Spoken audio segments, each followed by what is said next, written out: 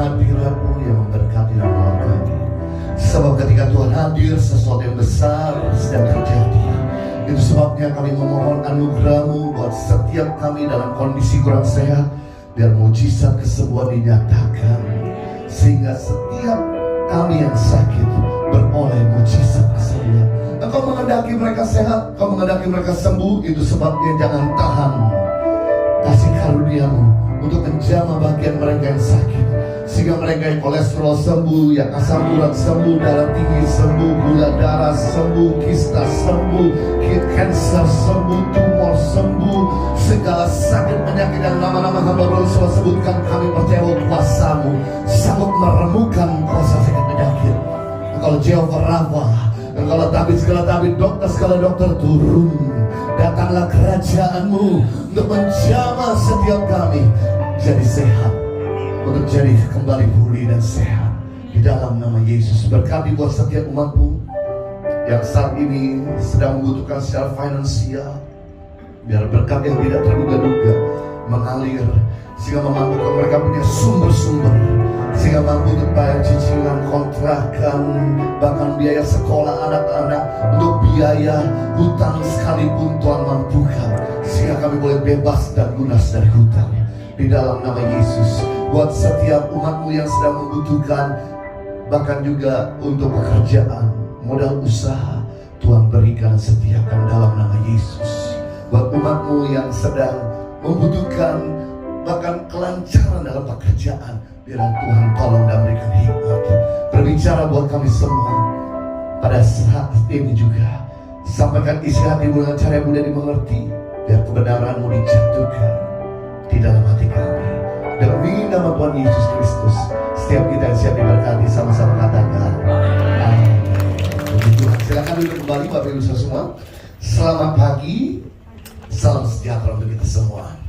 Suatu kehormatan boleh dipercayakan untuk melayani di MDC Women Ministry. Saya terima kasih kepada Pastor Yosia Arisaputra dan semua para pengurus, Ibu Jessie dan pengurus Women Ministry tempat ini yang telah memberi kesempatan untuk saya bisa diundang dan menyampaikan firman Tuhan pada pagi hari ini. Karena ini kali pertama saya datang dengan Bapak Ibu, izinkan saya memperkenalkan diri. Nama saya adalah Yohanes Kristianus, biasa dipanggil Jojo.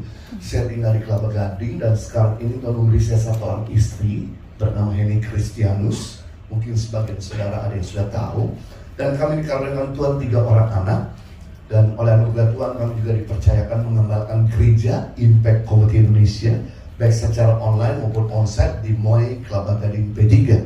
Dan oleh anugerah Tuhan juga kami dipercayakan memiliki pelayanan kemanusiaan, menolong lebih daripada 6.000 anak-anak dalam pendidikan dan makanan bergizi di pedalaman Indonesia, mengirim guru-guru untuk mengabdi dan mengajar. Sebab ketika sebuah desa di Indonesia tidak ada listrik dan signal telepon, maka pendidikan menjadi barang langka. Sebenarnya pemerintah itu sudah benar mengutus guru-guru PNS untuk mengajar, tapi karena tidak ada kenyamanan di sana, listrik, jaringan, signal telepon, mengakibatkan akhirnya guru-guru tersebut meninggalkan desa itu dan kembali ke kota. Nanti mereka 6 bulan sekali datang ke kampung itu untuk memberikan surat ujian dan jawaban di papan tulis. Jadi anak-anak lulus semua tapi tidak ada yang bisa baca tulis. Nah, melihat kejadian demikian, maka saya bersama istri dan anak kembar yang lahir di Australia meninggalkan rasa nyaman kami di Australia, orang tua dan adik-adik kami. Lalu kami putuskan untuk mengabdikan diri kami di Indonesia untuk melayani bangsa Indonesia. Nah, untuk informasi lanjut ada sebuah video yang akan kita saksikan mengenai gambar besar apa yang kami lakukan dalam menolong bangsa Indonesia. Mari kita saksikan di layar depan ini. Tangan Pengharapan hadir. 15 tahun berkarya membangun negeri. Sejak tahun 2007 sudah mendidik lebih dari 10.000 anak pedalaman di 85 titik di seluruh Indonesia dan melatih serta mengutus lebih dari 150 guru setiap tahunnya. Dengan visi mewujudkan generasi dan masyarakat yang beriman, cerdas, dan berkarakter untuk mensejahterakan bangsa, Tangan Pengharapan menjangkau masyarakat di pedalaman Indonesia, membantu setiap orang menemukan potensi diri mereka dan mengeluarkan mereka dari kemiskinan dengan memberikan solusi praktis. Feeding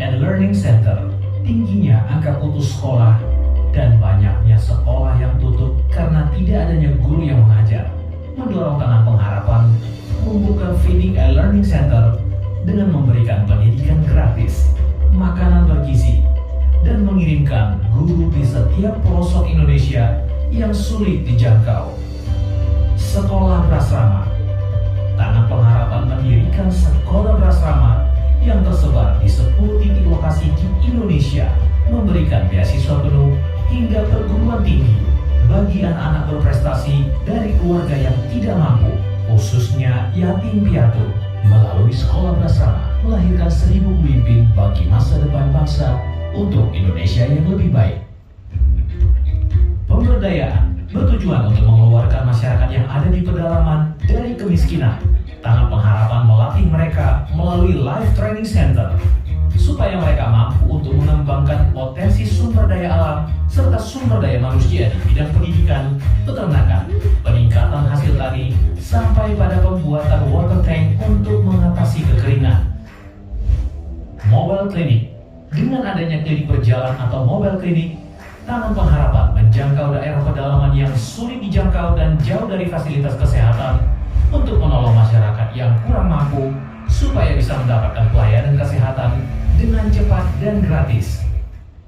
Disaster Responses menyalurkan bantuan bagi korban yang terdampak bencana alam dan terdampak pandemi. Mendorong Tangan Pengharapan menggalakkan program peduli sesama untuk membantu mereka yang membutuhkan. Tanpa dukungan Anda, kami tidak bisa menjangkau mereka yang membutuhkan uluran tangan kita untuk bisa hidup lebih baik dan keluar dari kemiskinan, keterpurukan, dan kebodohan. Memberikan mereka peluang, kesempatan, dan harapan bersama Tangan Pengharapan. Baik, segala kemuliaan buat Tuhan Yesus.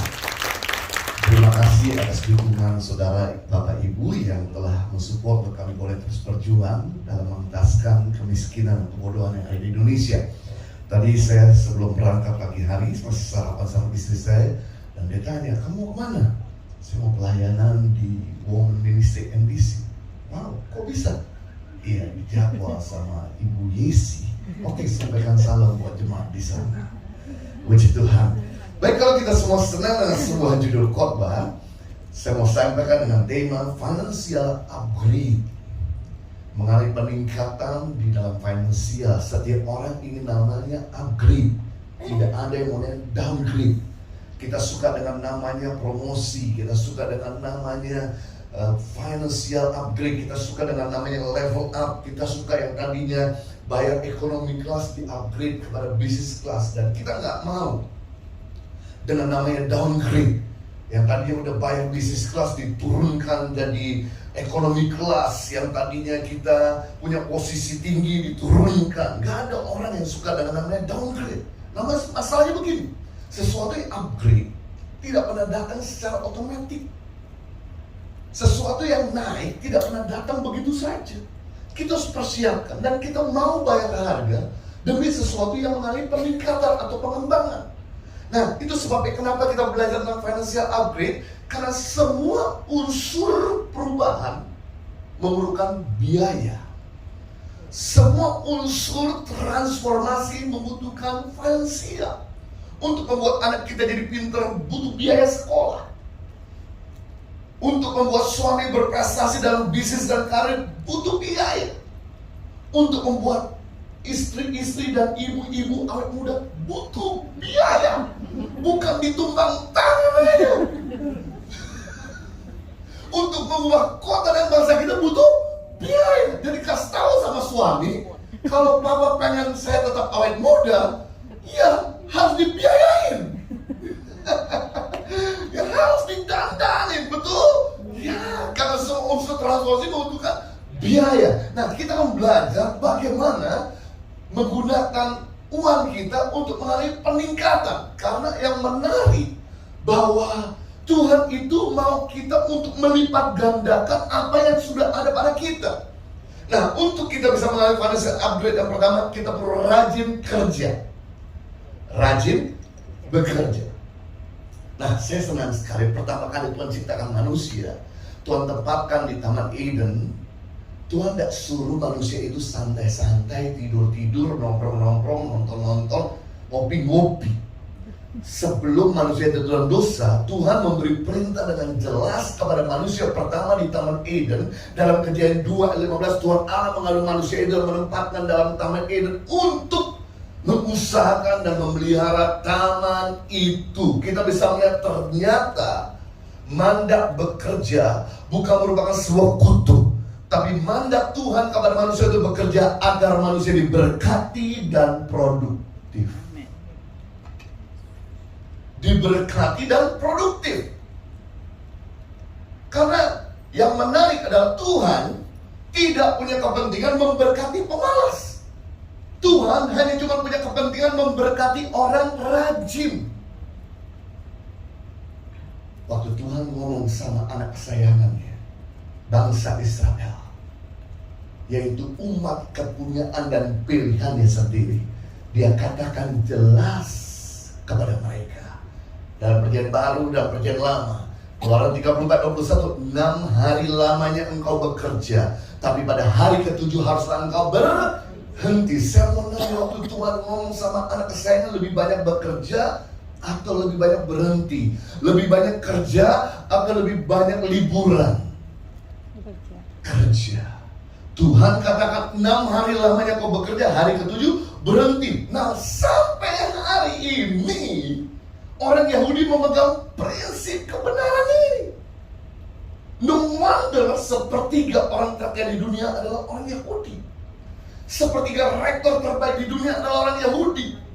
Sepertiga pemilik pabrik terbesar di dunia adalah orang Yahudi. Kenapa? Karena mereka lebih menekankan kerja daripada berhenti satu hari untuk istirahat, membangun kualitas kesehatan, membangun kualitas hubungan dengan Tuhan, membangun kualitas hubungan dengan keluarga, tapi setelah itu kerja lagi. Mau saudara orang Kristen, mau saudara nggak orang Kristen, kalau sudah lakukan ini pasti jadi kelihatan.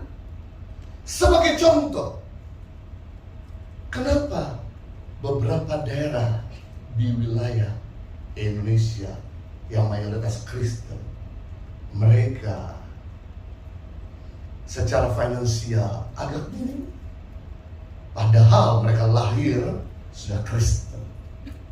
Mereka dari lahir bahkan sudah dibaptis.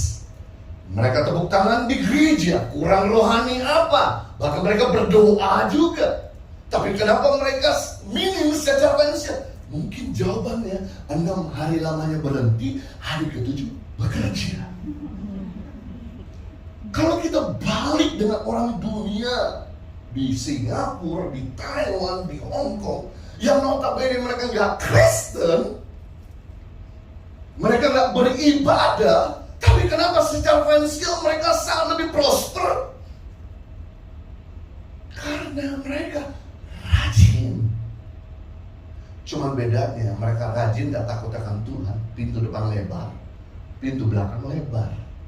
Masuknya kenceng, bocornya kenceng. Ada aja musibah, ada aja kecelakaan, ada aja sakit penyakit, sehingga mereka gak bisa nikmati, gak bisa wariskan kepada anak cucu dan berkat yang lain.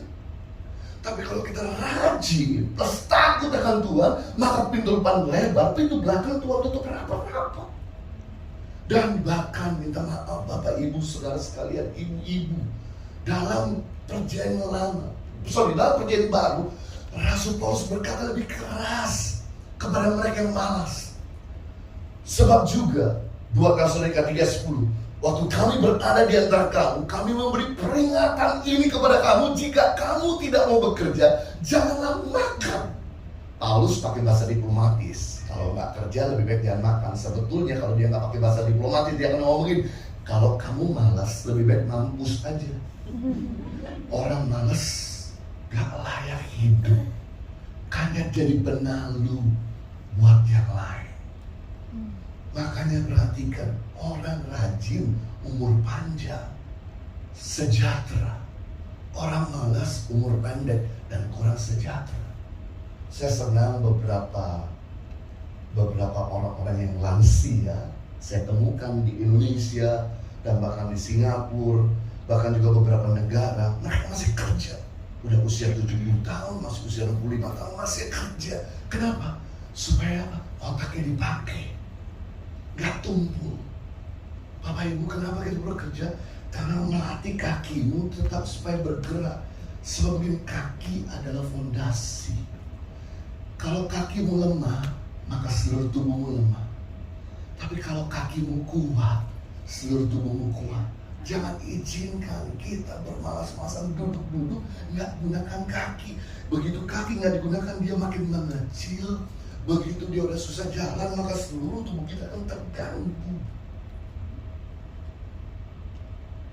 Makanya Tuhan tidak punya kepentingan memberkati pemalas. Tuhan punya kepentingan cuma memberkati orang rajin, orang yang berpikir keras, orang yang berdoa keras, orang yang bekerja keras, berkata keras. Tapi orang yang tidak berpikir keras, orang yang tidak berdoa keras, orang yang tidak bekerja keras, hidupnya keras. Jadi pilihan dua, Anda mau hidup keras atau berkat keras. Kalau mau berkat keras, nggak ada cara lain. Harus berpikir keras, berdoa keras, dan bekerja keras. Saudara, bahkan kitab Amsal berkata dengan jelas, orang rajin pasti kaya, orang malas pasti miskin. Saya nggak mau saudara susah. Itu sebabnya gunakan talentamu dan kembangkan. Latih segiat mungkin. Kenapa Tuhan berikan pada kita talenta, kemampuan ketika kita lahir? Karena dengan talenta saudara lahir, dengan talenta saudara miliki, saudara bisa menggunakan untuk mencari nafkah. Anda nggak perlu jadi benalu. Itu sebabnya dia berikan pada kita kemampuan untuk kita bisa cari nafkah. Dengan talenta saudara dagang, saudara bisa cari nafkah. Dengan talenta saudara seni, saudara bisa cari nafkah. Dengan talenta saudara menulis, saudara bisa cari nafkah. Dengan talenta saudara masak, saudara bisa mencari nafkah. Dengan talenta saudara berdesain, saudara bisa mencari nafkah. Dengan talenta saudara marketing, saudara bisa mencari nafkah. Dengan talenta saudara nari, musik, nyanyi, dan lain sebagainya, bisa mencari nafkah. Dan tujuan kita diberkati bukan untuk mensejahterakan kita juga, tapi untuk jadi berkat. Dengan talenta saudara dagang, saudara bisa ngajarin orang menciptakan lapangan pekerjaan. Dengan saudara IT, saudara bisa ngajarin orang sehingga mereka bisa punya posisi lebih tinggi dan gaji lebih bagus. Dengan saudara nyanyi, musik dan sebagainya, saudara bisa menghibur orang. Dan bisa bayangkan apa yang terjadi kalau saudara rajin melipat gandakan kemampuanmu, maka nafkahmu makin besar. Dan kamu akan jadi berkat buat lebih banyak lagi orang. Yang kedua, bagaimana untuk kita bisa mengalami financial upgrade secara rajin? Bisa merencanakan investasi, bukan sekedar kesenangan sesaat. Dan menarik, investasi ada pengenalan kelebihan dana lebih dikelola supaya jadi pelipat gandaan. Nah, si Salomo ada seorang raja yang begitu kaya raya dan begitu berhasil. Tapi ternyata dia seorang raja yang suka belajar. Bukan cuma dari orang-orang sederhana, orang pintar, tapi dari binatang yang kecil sekalipun. Nah, saudara jangan pernah anggap enteng sesuatu yang kecil. Karena siapapun yang kecil kita bisa tarik pelajaran. Seperti contohnya Salomo berkata begini, Amsal 13:24 dan 25. Ada 4 binatang yang terkecil di bumi, tetapi sangat cekatan. Siapa itu? Semut. Bangsa yang tidak kuat tapi menyediakan makanan di musim panas. Bayangkan, Raja Salomo seorang raja yang kaya raya dengan pendapatan yang begitu berlimpah-limpah, dengan hikmat yang begitu berlimpah-limpah, tapi masih belajar dari semut kecil. Semut ini ternyata bukan cuma rajin kerja, tapi rajin investasi. Dia bukan cuma berpikir hari ini, kenyang hari ini, tapi dia berpikir melenting ke depan. Setiap hari nggak selalu musim panas, akan tiba musim dingin. Setiap hari nggak selalu musim kelimpahan, akan datang musim paceklik. Bayangkan semut yang badannya kecil, kepalanya lebih kecil, otaknya lagi lebih kecil. Anda pernah lihat otak semut? Masih bisa berpikir melenting ke depan. Bukan cuma kenyang hari ini, tapi dia harus berpikir akan datang musim paceklik, masa sukar. Jadi aku harus menabung. Sehingga pada waktu musim kelimpahan dia menyediakan makanan di bilik-biliknya. Dan ketika datang musim krisis, maka semut relax. Nggak ada semut yang panik di musim krisis. Nggak ada semut yang mati di musim krisis. Setahu saya semut mati karena disemprot baygon sama saudara atau diinjak saudara. Nah, Tuhan lewat Salomo sedang membuka pikiran kita. Hei, ayo bedakan mana benih dan mana roti.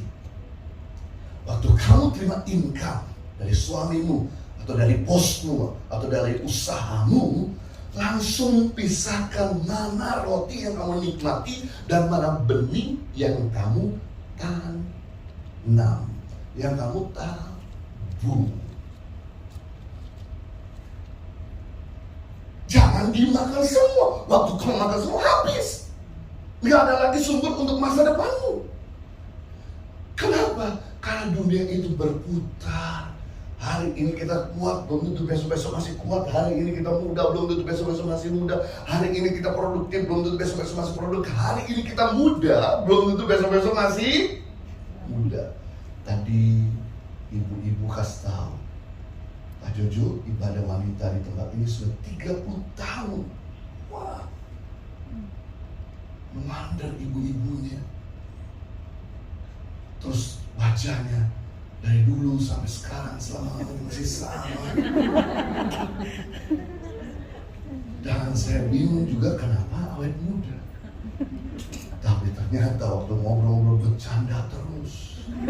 Dan ditanya dikerjain.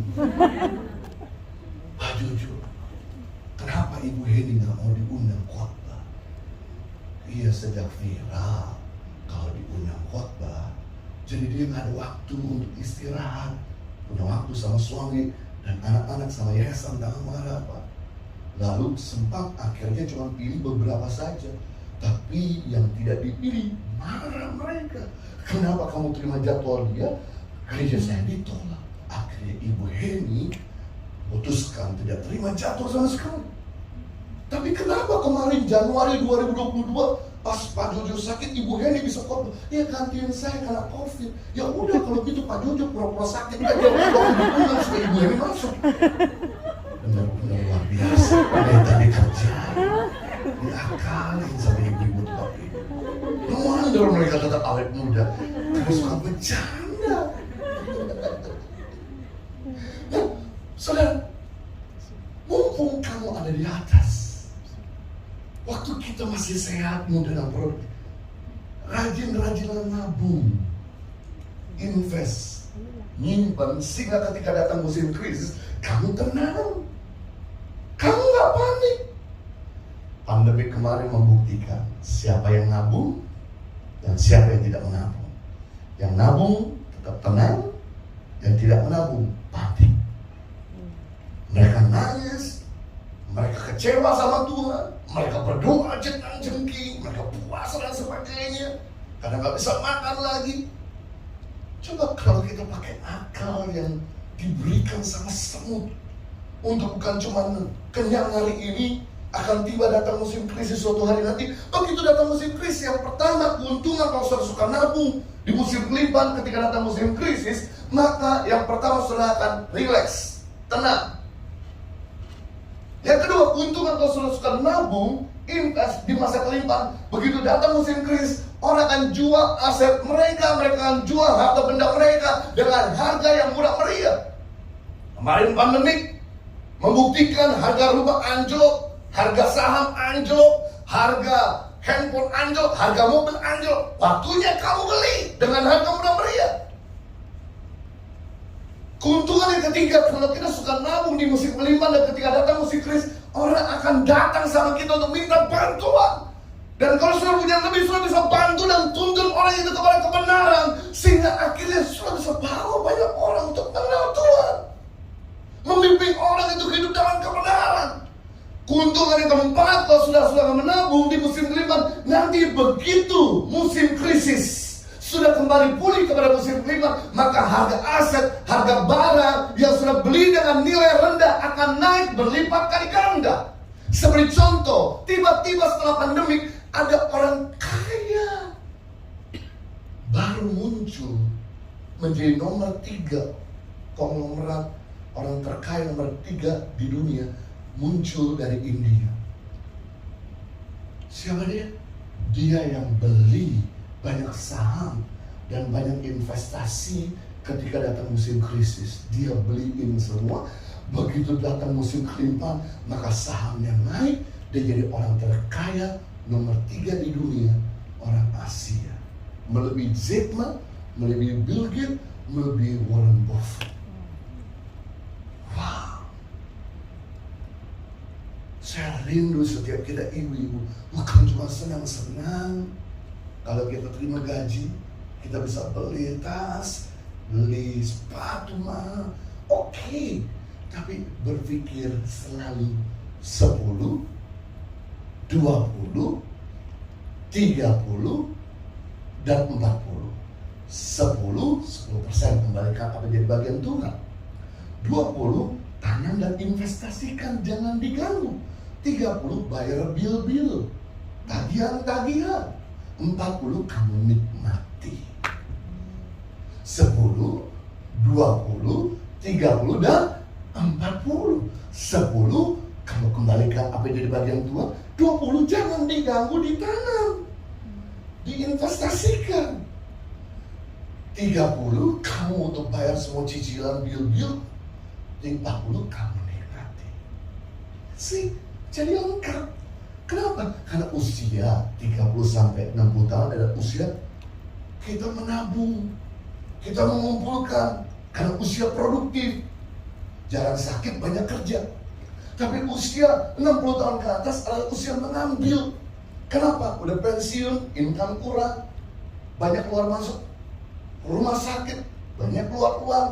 Nah, kalau Anda suka nabung di usia mudamu, begitu usia tua, tenang dan rileks. Anakmu, mantumu gak akan kurang ajar. Kalau mereka kurang ajar, cuekin kamu, jalan sama kamu, rugi, gak dapat waris. Tapi kalau kita gak pernah nabung di usia 30-60 tahun, begitu tua, maka kita jadi piala bergilir. Gak diharapkan.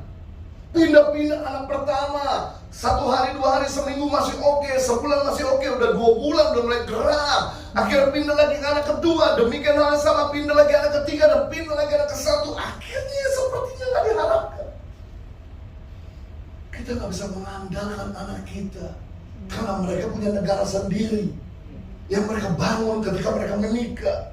Makanya penting sebagai kita yang mulai mengerti hal ini, nabung. Wah, aduh, ayatnya di mana lagi sih investasi? Oke, kita lihat dari angle yang berbeda. Selama ini ayat ini dipakai buat pergumulan. Jangan begitu terus dong. Kita kan bisa lihat angle yang lain. Ayat ini kita lihat dari sudut pandang investasi. Nah, ayat ketiga 10, bawalah seluruh persembahan perbulan itu ke dalam rumah perbendaharaan supaya tersedia makanan di rumahku. Dan pujilah aku, kata Tuhan. Firman Tuhan semasa alam yang pertama, janji Tuhan bahwa mereka mengembalikan bagian Tuhan. Aku akan mencurahkan hujan, membuka bagimu tingkap-tingkap langit, dan mencurahkan berkat kepadamu sampai berkelimpahan. Yang kedua, janji Tuhan ayat 11, yaitu menjaga ladang dan hidup kita. Aku akan menghardik belang-belahap supaya jangan dihabisi habis tanahmu, dan supaya jangan pohon anggur di padang tidak berbuah bagimu. Firman Tuhan semesta alam. Nah, kita lihat di sini. Bagian kita 2, bagian Tuhan 2. Bagian Tuhan mencurahkan hujan, sebab benih kalau nggak ada hujan nggak bisa tumbuh. Bagian Tuhan yang kedua menjaga ladang kita agar benih jangan rusak, jangan dicuri, jangan sampai tidak menghasilkan. Tapi bagian kita juga 2, Bapak Ibu. Bagian kita yang pertama yaitu mengembalikan apa yang jadi bagian Tuhan agar mencurahkan hujan dan menjaga ladang kita. Yang kedua, menanam benih supaya hujan turun, benihnya tumbuh. Nah, sayangnya banyak orang Kristen cuma rajin memberi perpuluhan, tidak nanam benih. Tuhan tetap mengenapi janjinya, mencurahkan hujan, tapi karena nggak ada benih, cuma jadi tanah becek.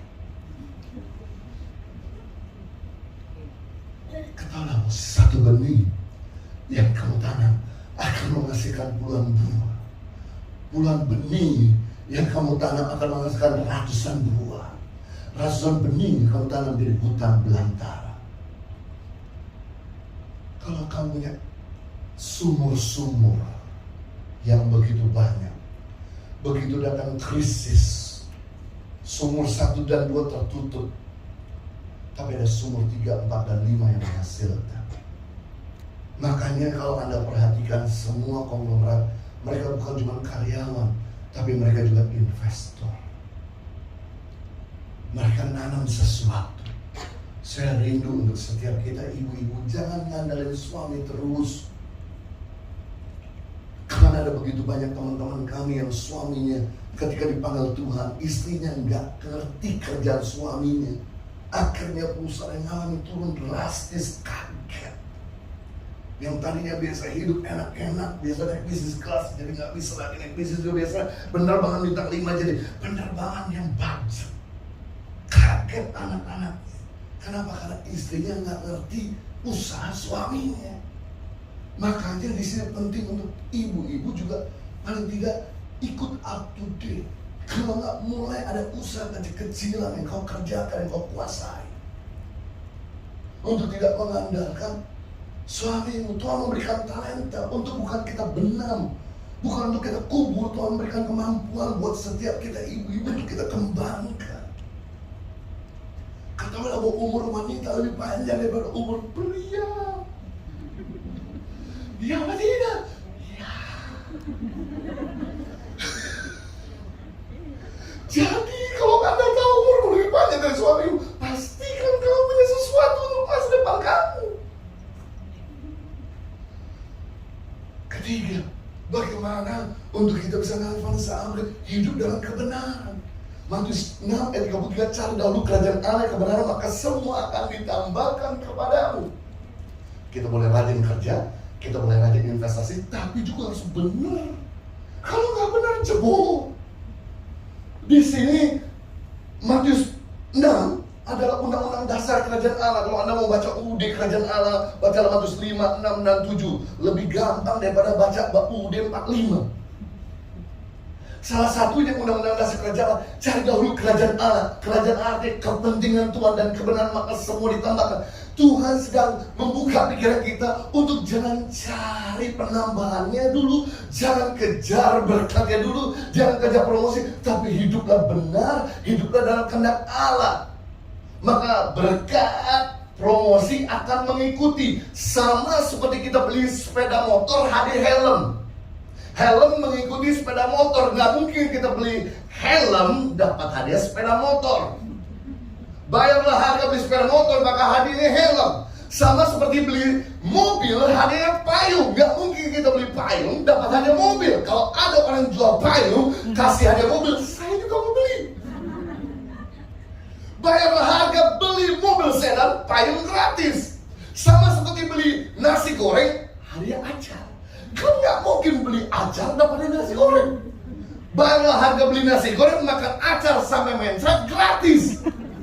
Sama seperti kita beli bakmi, hadiah sambal. Nggak mungkin beli sambal dapat hadiah bakmi.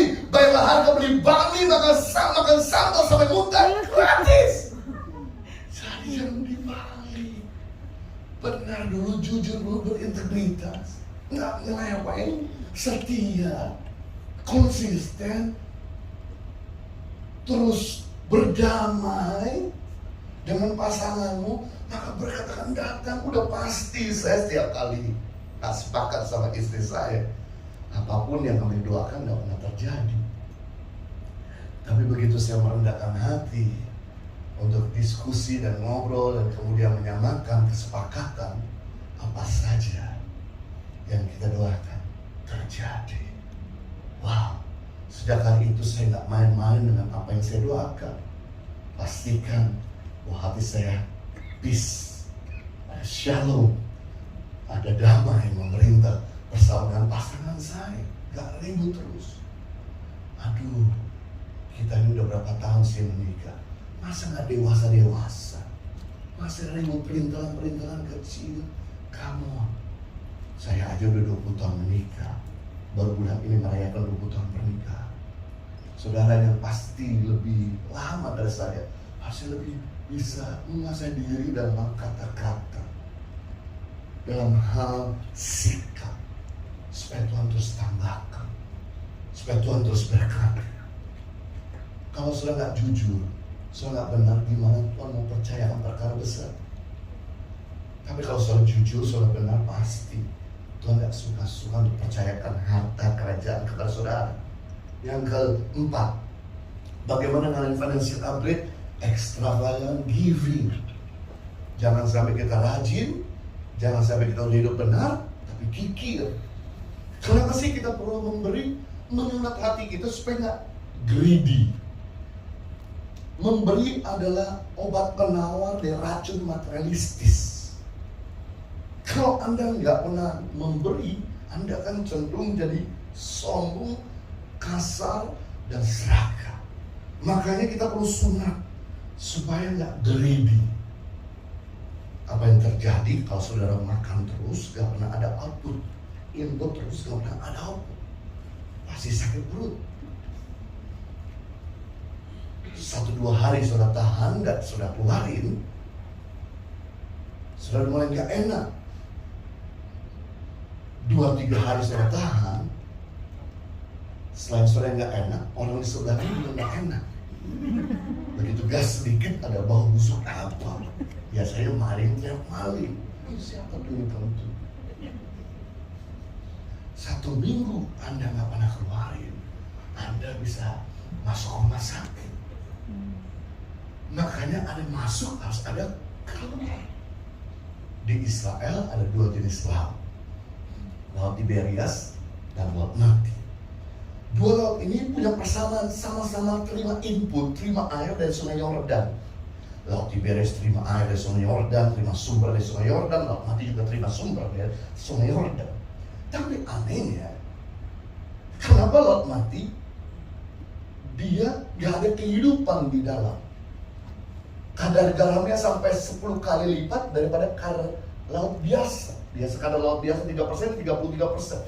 Karena dia terima, nggak membagi, dia simpen untuk diri sendiri. Kenapa dia simpen Bapak Ibu? Karena dia punya lokasi, berada di titik terendah di seluruh muka bumi.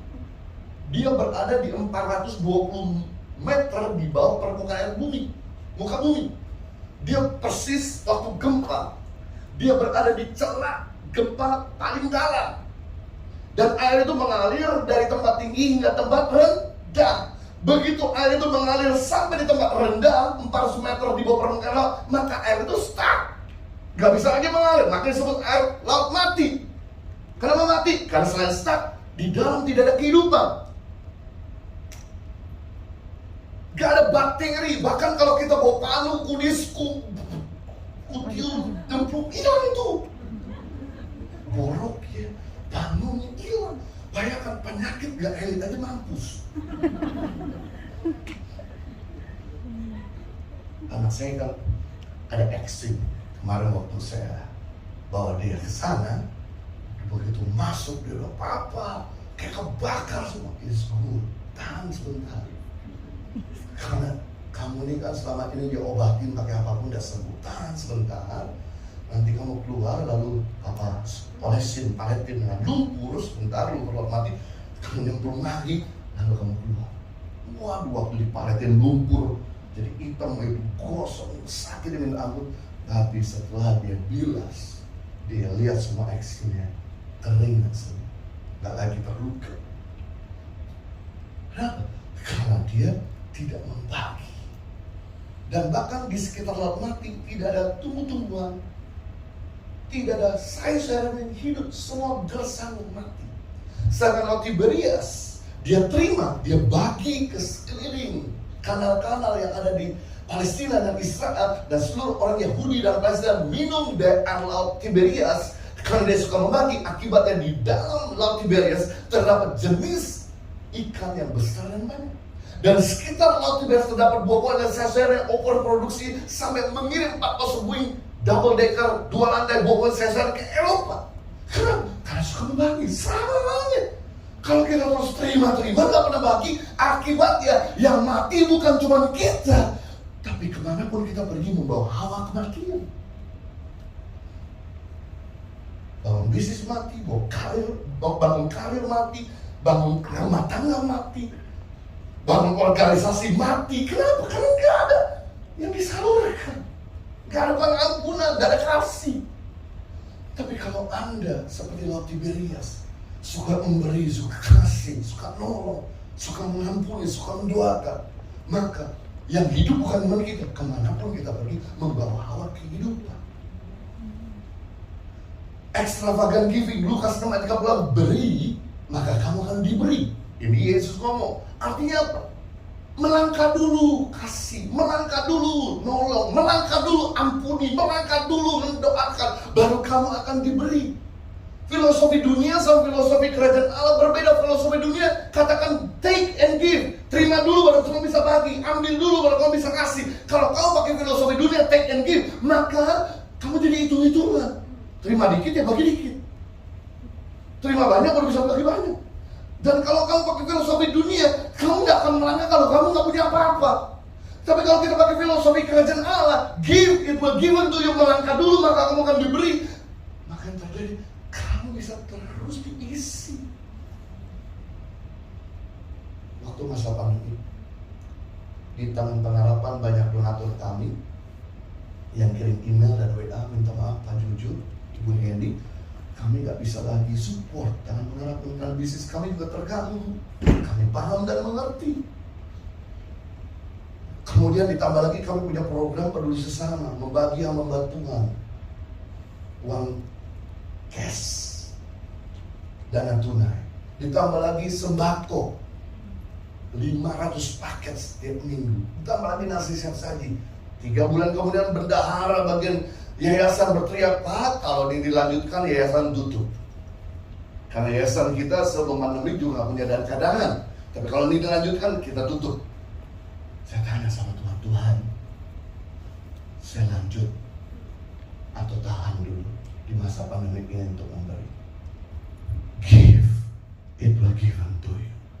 Langkah dulu dong, jangan nunggu dapat dulu. Oh iya juga, it will given to you, akan diberikan kepadamu. Kemudian saya ngomong sama lanjutkan. Dan saudara, di bulan keempat kami makin mengalami krisis. Bulan kelima kami mengalami terobosan.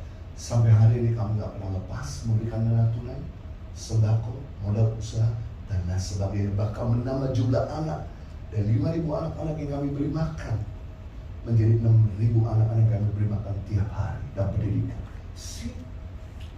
Ada orang menebar harta begitu luar biasa, selalu berkekurangan. Ada orang menahan harta begitu luar biasa, selalu berkekurangan. Tapi ada orang yang menebar harta begitu luar biasa, selalu berkelimpahan. Ada orang yang menahan harta begitu luar biasa, selalu berkekurangan. Jadi saya rindu apa yang kami alami, sudah alami. Ayo melangkah, jangan hitung-hitungan, mulai nabur, mulai memberkati, mulai mendoakan. Ini dia prinsip. Waktu kamu nabur pengetahuan, kamu menuai pengetahuan. Waktu kamu nabur kesehatan, kamu menuai kesehatan. Waktu kamu menabur berkat, kamu menuai berkat. Waktu kamu nabur tenaga, kamu menuai tenaga. Saya punya tim peduli sesama selama pandemi 3 tahun, dia keliling terus. Hampir gak pernah kena corona. Saya yang gak pernah keliling keluar, sekali keluar kena corona. Kenapa? Karena saya cuma naburnya uang. Setahu saya nabur tenaga, makanya menaik tenaga. Makanya begitu pandemi, saya jadi makin lemas. Tapi uang ditolong sama Tuhan. Sejak hari itu, saya bagi-bagi juga. Saya ikut nabur tenaga juga, supaya menaik tenaga. Maka nama saya terima jadwal keluar, supaya saya jangan duduk terus di rumah. Supaya saya ada aktivitas. Kenapa? Sebelum pandemi saya kurus. Setelah pandemi saya begitu gemuk. Kenapa? Karena terlalu banyak duduk dan mikir kerjanya. Terakhir, kelima, kemudian saya selesai. Bagaimana untuk mengalami financial upgrade? Berusaha untuk hidup lebih sederhana. Nah, saya senang sekali doa Bapa kami, Yesus mengajarkan, berikan kepada kami makanan hari ini yang secukupnya. Wow, bahkan Rasul Paulus juga mengajarkan hal yang sama dalam 1 Timotius 6 ayat 8, asal ada makanan pakaian cukuplah. Orang yang berkata cukup bukan orang berkekurangan. Orang berkata cukup adalah orang yang bisa menguasai diri. Sekali orang berkata cukup bukan orang berkekurangan, tapi orang berkata cukup adalah orang yang bisa menguasai diri. Dan kitab Amsal berkata, orang yang menguasai diri yang pertama melebihi seorang pahlawan. Yang kedua, melebihi seorang berebut kota. Berarti Alkitab mengatakan kita lebih daripada pemenang, bukan karena hafal lagu, bukan hanya kelas-kelas, tapi karena kita bisa menguasai diri, menguasai ngomong, menguasai emosi, menguasai belanja online. Makanya Pak, ibu-ibu kalau belanja tulis list belanjaan, daftar belanjaan, supaya ada target. Setelah dapat semua barang cepat kabur dari supermarket. Sebab kalau kamu nanti nggak ada daftar belanja, nggak ada visi, nggak ada tujuan, belanja lihat show, lihat ada sale, Anda beli. Lagi lapar, Anda beli. Satu kali di Oprah Winfrey pernah ditayangkan satu ibu-ibu yang nggak pernah visi kalau belanja, nggak pernah punya target kalau belanja, nggak pernah punya perencanaan kalau belanja. Akibatnya dia beli semua yang sale dan dia tumbuk di rumahnya selama 5 tahun, dan rumah yang menjadi barang supermarket yang notabene akhirnya pada banyak karena luasa dan jadi barang expired dan rongsok. Sia-sia nggak kepake. Pastikan Anda beli yang Anda butuhkan. Bapak Ibu, ibu-ibu maksud saya di sini. Sebetulnya biaya hidup murah. Yang mahal adalah gaya hidup. Anda gaji 2 juta, Anda gaji 10 juta, Anda mau gaji yang 50 juta, yang penting Anda tahan pengeluaran. Pemasukan sebesar apapun tidak akan pernah bikin kamu jebol besar-besarnya belanja. Tapi kalau kamu nggak pernah nahan pengeluaran, pemasukan sebesar apapun, income sebanyak apapun akan jebol juga. Saya tutup dengan cerita ini. Suatu kali saya melayani di kota Manado, salah satu gereja besar. Selesai pelayanan, kemudian saya diantar sama supir gereja itu ke bandara. Karena bandara lumayan jaraknya 30 menit dari kota Manado. Jadi saya ngobrol sama supir. Pak, anak berapa? Puji Tuhan 3, Pak. Oh iya, sekolah atau kuliah di mana? Oh, puji Tuhan 3 kuliah di UPH. Wah, supir kuliahkan anak di UPH. Loh, itu kan kuliahnya orang-orang artis yang beradab. Kok kamu bisa? Gaji Bapak berapa? Puji Tuhan, Pak, gaji saya cuma 2 juta. Hah?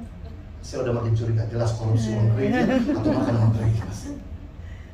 Lalu kemudian saya bilang, Bapak boleh tahu bagaimana mekanisme mengatur uangnya sehingga Bapak bisa sekolahkan anak? Oh begini Pak, karena saya tinggal di gereja, udah free dan makan free, jadi kami cukupkan dengan hidup yang hanya 1,5 juta.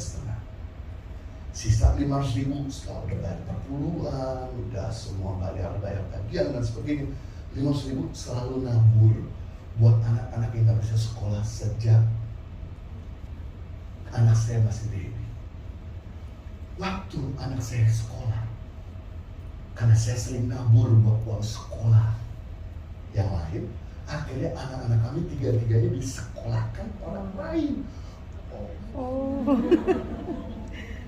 Wow, saudara, saya kaget dan angkat topi sama saudara itu. Pinter banget manajemen uangnya. Kemudian Pak, saya bilang, saya belajar sama Bapak, thank you. Kemudian saya masuk ke sal, saya pademin tuh handphone. Sampai di Jakarta, bandara Jakarta, saya nyalakan handphone. Masuk bunyi kering. Dari teman saya di Kelapa Gading. Dia panik, Jun, di mana kamu? Dari tadi saya tahu nih kamu gak bisa. Iya jelas saya bisa terbang 3 jam. Jo, saya butuh pinjam uang 15 juta karena penagih kartu kredit sedang gedor-gedor rumah saya. Loh, saya bingung. Bukankah kamu gajinya sekitar 20 juta? Ya itu besar pasak daripada Tia.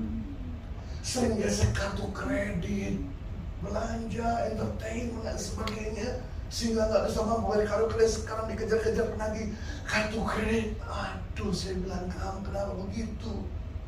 Saya baru saja ketemu orang gaji 2 juta, hanya 10% dari gaji kamu, tapi dia bisa punya lebih dan nabur buat orang lain, dan Tuhan berkati sampai anak-anak di sekolahan orang, dikuliahkan orang.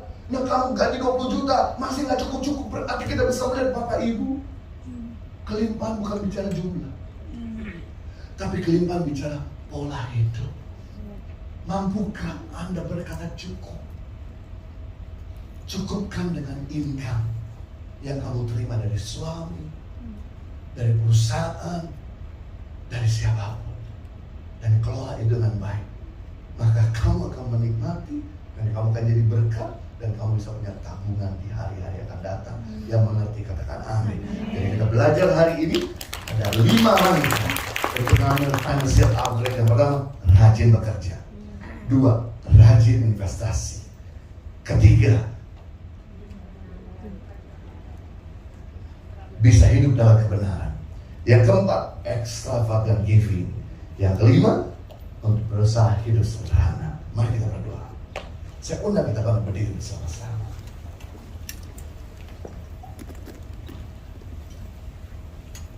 Bapa di surga, terima kasih untuk setiap para wanita yang hari ini konsisten beribadah, belajar firman, meninggalkan rumah untuk bisa ketemu Tuhan. Perhitungkan setiap pengorbanan wanita-wanita Allah di tempat ini. Mereka belajar firman, dan Tuhan tolong biar setiap mereka boleh mengalami financial outbreak, setiap mereka boleh mengalami terobosan dalam keuangan, setiap mereka bisa bayar seluruh hutang-hutang dan bebas dari hutang, dan setiap mereka bisa punya investasi, setiap mereka mampu untuk hidup sederhana, setiap mereka bahkan bisa overflow dan memberkati yang lain. Dan ketika datang musim krisis di hari-hari ke depan, mereka tidak panik, sebab mereka bisa masih punya investasi yang mereka bisa nikmati. Tuhan tolong agar setiap umatmu di tempat ini boleh berjalan from glory to glory, success to success, victory to victorious. Bahkan setiap kami yang kondisi hati kami kurang damai dengan pasangan, dengan anak, menantu, mertua, orang tua, biar Tuhan pulihkan hati kami, biar Tuhan jalan dan berikan hati yang baru, biar ada kemampuan untuk bisa mengasihi. Di bulan Valentine ini kami tidak mau jadi laut mati, kami jadi laut Tiberias yang membagi, yang mengampuni, yang mendoakan. Karena ciri-ciri daripada orang yang sudah mengampuni, dia bisa mendoakan musuh, dia bisa memberkati musuh, dia bisa mengasihi musuh, dia bisa mengampuni musuh. Dalam nama Yesus, setiap saudara hari ini, firman Tuhan berkata, sebelum kau berdoa, meminta sesuatu pada Tuhan, mari bereskan kalau ada ganjalan di hatimu. Mari lepaskan pengampunan, mari lepaskan kasih, mari lepaskan berkat, mari lepaskan doa buat mereka-mereka yang melukai, mereka-mereka yang menyakiti, biar kasih Tuhan memenuhi hatimu. Haleluya, terima kasih. Peluk, jamah, kuasai, belai, Roh Kudus, Roh Kudus, Kau beri kesempatan buat kami hidup, untuk kami berkarya, beri kesempatan untuk kami ada sampai hari ini, untuk kami boleh menyatakan cinta kasih Kristus kepada mereka. Sebab kita penuhi setiap kami yang kasih-Mu, kami yang berbeban berat, kami yang berbeban berat, saat ini angkat dan berikan kelegaan. Kami yang burn out, yang lelah, yang capek, udah sick dan fire of love. Dan Tuhan boleh memberikan pengharapan, Tuhan memberikan semangat baru, Tuhan memberikan anggur yang baru, dan Tuhan memberikan hujan sehingga menyegarkan kembali. Saya minum anggur yang baru dari surga, saya minum yaitu sukacita dari surga untuk menyegarkan kau kembali, untuk bisa terus mengasihi, untuk bisa mengampuni, untuk bisa terus memberkati, untuk bisa terus merangkul dalam nama Yesus Kristus. Haleluya, haleluya. Mari kita angkat tangan kita menerima berkat daripada Tuhan. Kiranya Tuhan memberkati engkau berlimpah-limpah, memperluas daerahmu ke kanan ke kiri, mengangkat karmu tinggi-tinggi buat setiap usaha beras dan studi anak-anakmu tidak ada yang gagal, dan setiap rencana mulai campur tangan Tuhan menyertainya. Dan kiranya Tuhan menghalau Tuhan kejar malapetaka, sakit penyakit dan mara bahaya, bahkan tangan-tangan orang berjahat dan bencana alam sekalipun engkau bersama keluargamu dan orang-orang berhubungan darah, dan engkau dilindungi Tuhan dengan pertolongan sempurna. Dan kira berkat yang ada di bawah bumi, muka bumi, bahkan di atas bumi ini tercurah melimpah-limpah dalam kehidupanmu, sehingga kehidupanmu bukan sekedar diberkati, tapi jadi berkat bagi banyak orang. Hamba